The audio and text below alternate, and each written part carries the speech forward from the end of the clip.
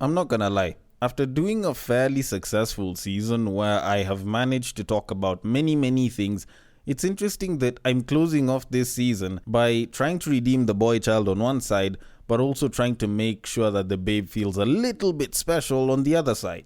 Which, I'm not going to lie, is going to make it seem as though I do not support my fellow men or I'm right there in the middle.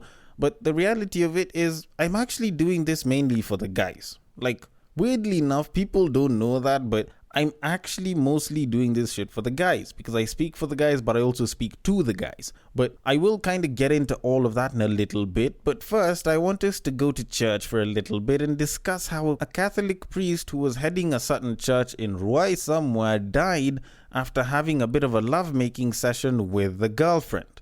And I want to speak on this for a little bit because I have pretty much the same kinds of questions as you. It's just that I'm sort of wondering, when the priest said that he was going to meet this babe, did he say that he was going to pray? And when he said that, did he mean that he was going to pray for her or pray on her?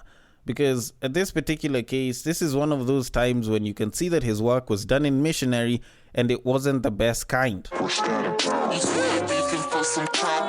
Okay, I kinda had to throw that joke in there because I just felt like it was funny enough to throw in, but when you kinda think about it, it's a little bit wild. The most wild question out of all of this is, how exactly is a Catholic priest having a girlfriend? Like, those people are supposed to be celibate through and through. Like, there's the whole talk of nuns and brothers and sisters and fathers and shit in the Catholic Church, and the fact that these guys go and take a vow of celibacy, which means that they're not supposed to have sexual relations with anyone else, which is where kids usually come in. But I think nowadays they've started understanding that anyone else also includes kids.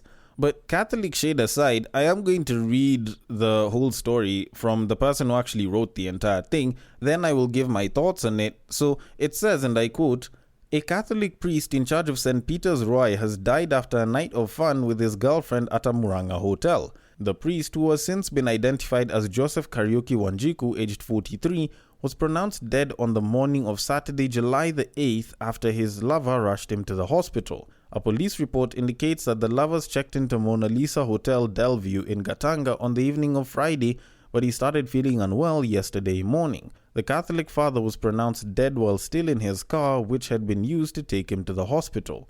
The food and drinks that the lovers took on their fun night have been taken for further analysis as investigations continue." End quote. Now, I'm going to be particularly honest. I feel like that final statement was particularly bullshit. The food and drinks that the lovers took on their fun night have been taken in for further analysis. Like, what analysis do you really need to add there? Like, I know I seem to be jumping to conclusions with this, but you're doing it as well, so I might as well say it like it is. Dude probably just went and took a little bit of that blue pill and his body couldn't handle it. There, I said it. I said what it is that you were thinking, but you didn't want to voice out. And yes, I know it didn't say on whatever it is that I was reading that the guy actually died sort of in lovemaking or as a result of lovemaking, but that's kind of the go-to thing, because when a priest of 43 years old dies of quote-unquote some sort of illness that they can't really talk about, and it happens when him and his babe decide to go to a hotel and they're going to have fun together, of which we know exactly what having fun is supposed to be like, and then all of a sudden these guys turn up dead, of which it's just the dude, not the babe. Like, can you really go back and start talking about the foods? Because it's not like the babe didn't eat whatever the hell the priest was eating. So at the end of the day, we know exactly what killed the guy. Why do we need to act like it wasn't what we actually think it was?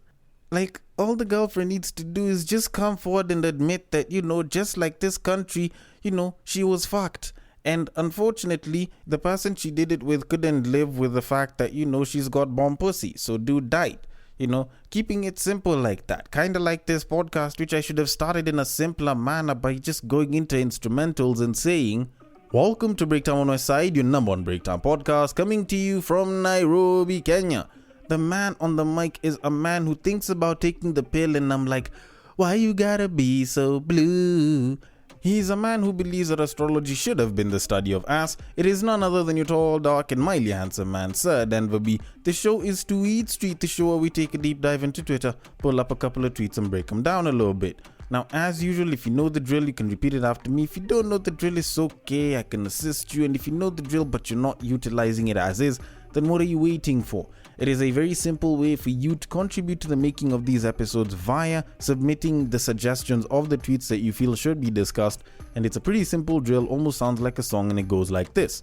You see that tweet, you like that tweet, you want us to discuss that tweet, you send that tweet. You send it to the DMs of @BagakaTheD, which happens to be my personal Twitter handle, and I will take it from there and I will handle it accordingly. On Facebook and on IG, if it happens to be a screenshot, a screen grab, ended up on a reel, or it just ended up on someone's post, then the place to send it to is @BreakTimeOnWestside on Facebook or on IG. The DMs are always open, and I would be more than happy to attend to it accordingly. Now, I have a couple of tweets that I need to discuss, and I feel like today's tweets might even be more than all the other days, and I am going to get into those. But before I do that, we need to talk about something that trended this past week on Twitter, which I found to be particularly interesting. And it was a thing known as ASAP Royco. Now, for those of y'all that don't know what ASAP Royco was or is, depending on when you're listening to this, ASAP Royco was the name that was given to some guy that was trying to embody the persona of ASAP Rocky, but he is in Kenya and he's a young guy. His real name is Jesse Wakaba, and you know, with his style and everything, he was being interviewed by a guy and he was busy talking about how he does not spend more than 2,000 bob on a babe. And you know, he doesn't pay for babes like that. For him, he's a pretty boy, he knows he's a good looking guy, so he doesn't need to spend money on a babe. And when the guy decided to say all of this, you know, it kind of brought up a bit of an uproar. Either way, I am going to play the clip for you so that you can hear it from his own mouth as he said it. And I can get into a lot of the thoughts that the babes had, which I felt were a little bit weird. So, without further ado... Barely use money on bitches. Sorry for saying bitches. Broads. I've used 2,000. That's the most amount of money I've used like that. So 2,000. Most amount of money. Yeah. And if you want to slander me, it's okay. I really don't care. Okay. I'm just pretty. It's different for me. You're the prize. I'm the prize. Get me flowers also. Yeah.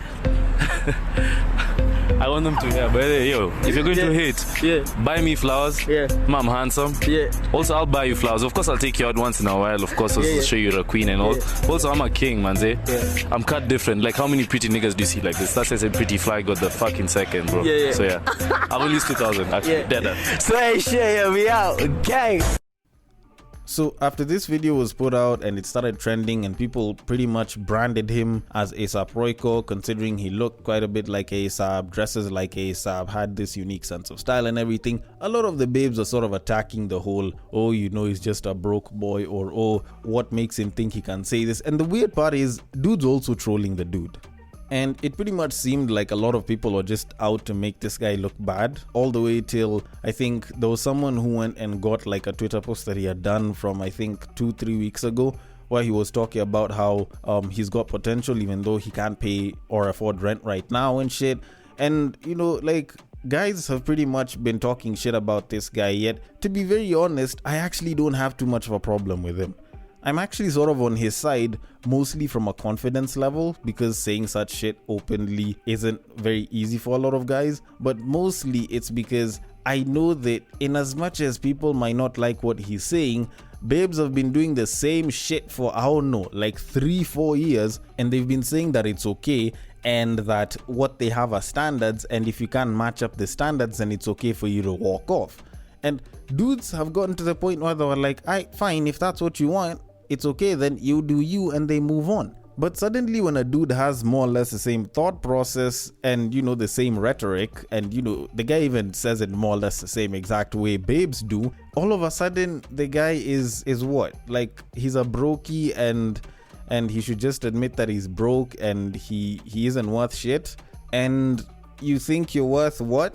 Like, I'm not saying that everyone else is worth shit or like all on the same level or anything. It's just, dude is pretty much saying what it is that he wants. Dude is pretty much saying the extent and the lengths that he's willing to go for a babe.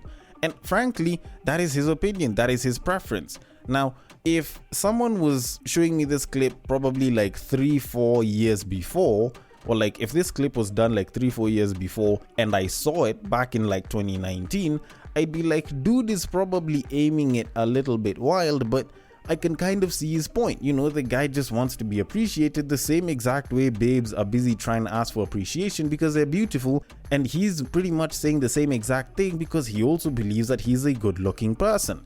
And frankly, if one side wants to debate on that and say that they should be right for that, then I'm guessing the other side should be as well. Like, by all means, when it comes to male value, there's a lot more than just good looks, but the guy is using a pretty good point. He's a good looking guy, so he doesn't have to do that. And especially considering that the guy doesn't look like he's old, he probably will pull quite a number of uni babes, and he'll be able to do that for quite a while, even though he isn't making money like that. So frankly, I think most babes that were busy losing it on him, or they were busy trolling him, or just talking shit about him, even the dudes, most of them were just a little bit butthurt, and they clearly did not understand that this is the same thing that babes have been doing for eons. And if they were okay with the babes, then they should be okay with him as well. That's just my thought. Although, then again, I might be wrong about that one, but I will leave it at that because I do have tweets that I need to get into. So on to our very first tweet of this episode. Are old men really that unhappy in their marriages? Like, yo.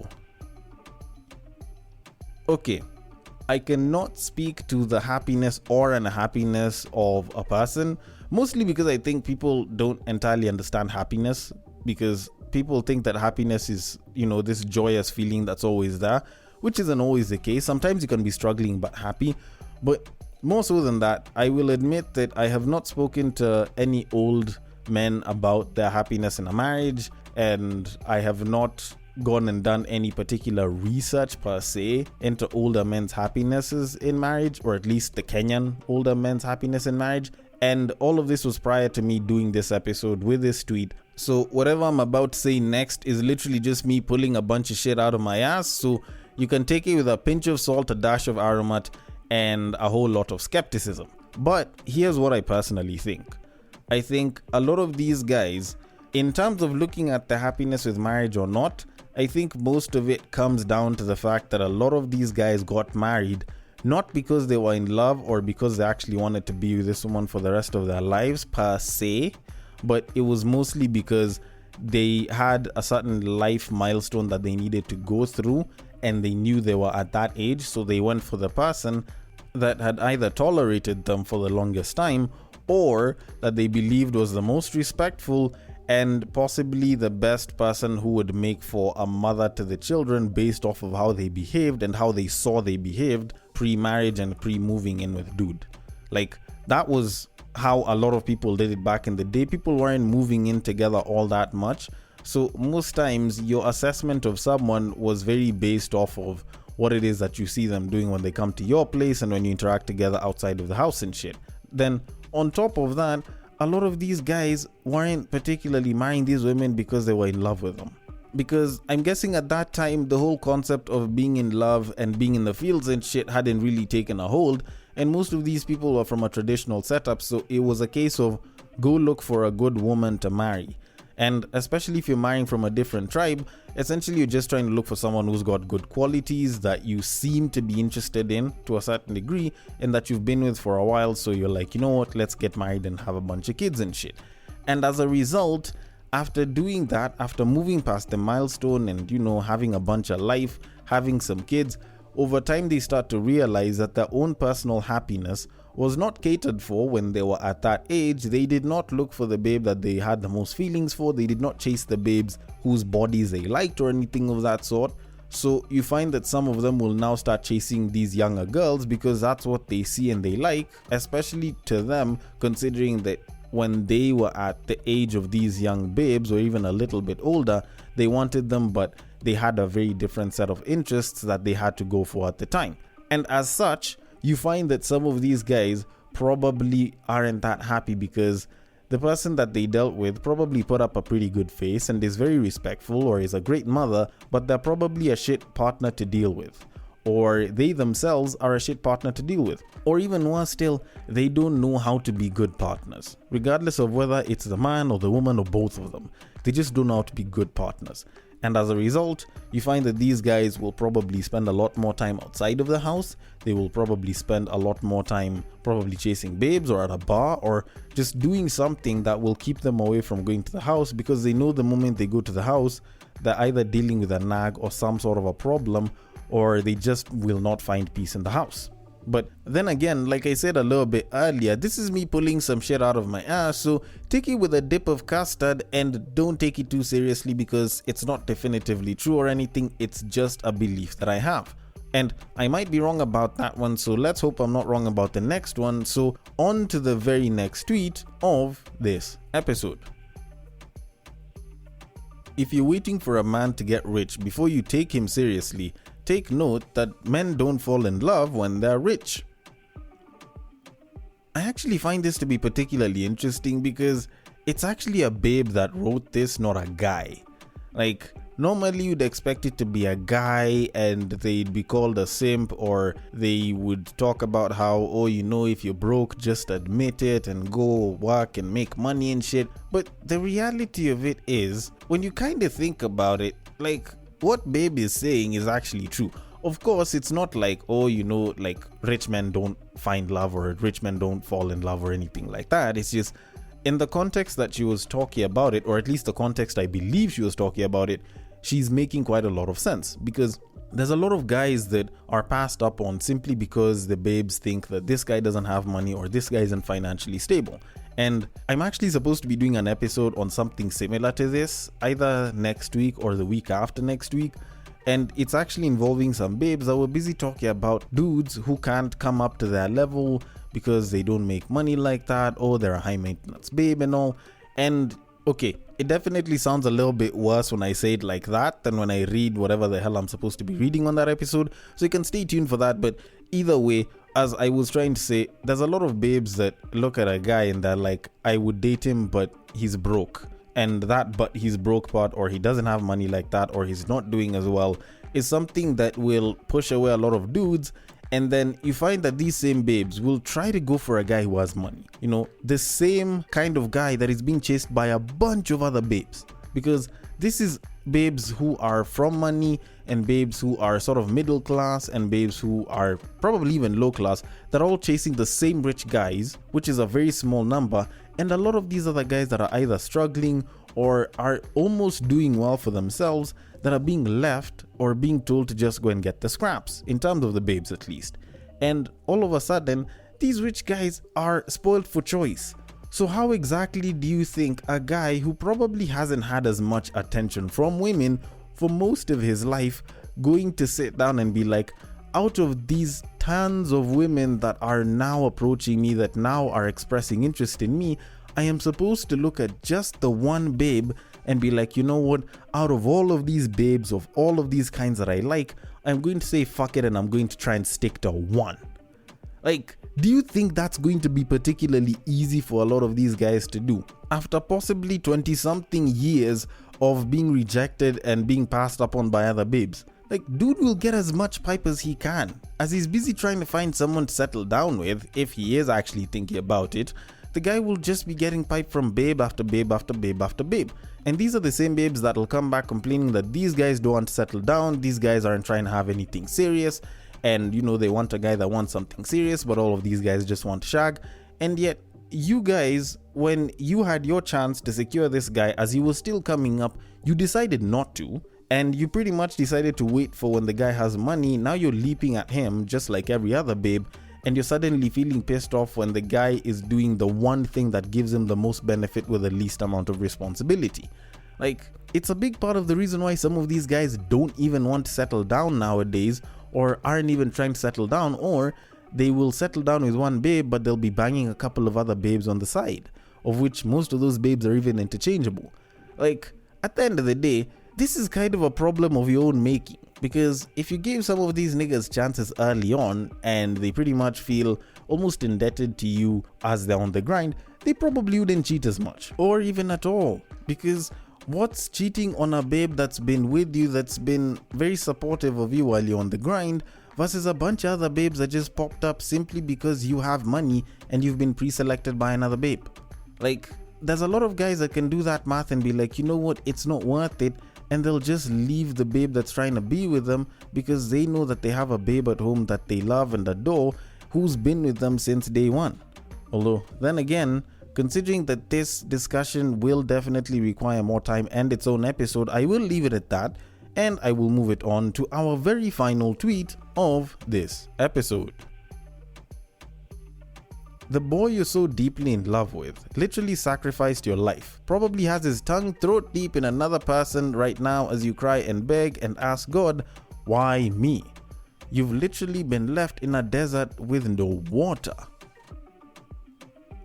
Honestly speaking, and I guess maybe even on behalf of people in nice relationships who are with people that they genuinely care about, who are in something solid, stable, and are very happy, I am going to take the chance to tell you, if you believe this or if you live by this code, to heal.